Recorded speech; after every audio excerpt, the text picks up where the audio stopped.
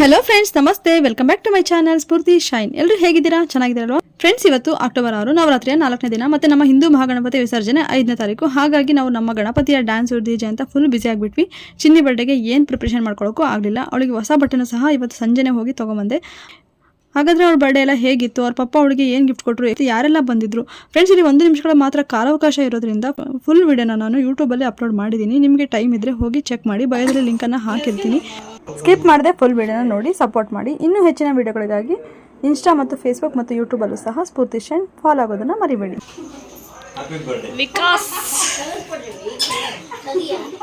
ಜಾಮೂನ್ ಮಾಡಮ್ಮ ಅಂತಂದಿಕ್ಕೆ ಜಾಮೂನ್ ಮಾಡಿದ್ದಾರೆ. ಮಮ್ಮಿ ಜಾಮೂನ್ ಅಂದರೆ ಇಷ್ಟ ಅಂತ.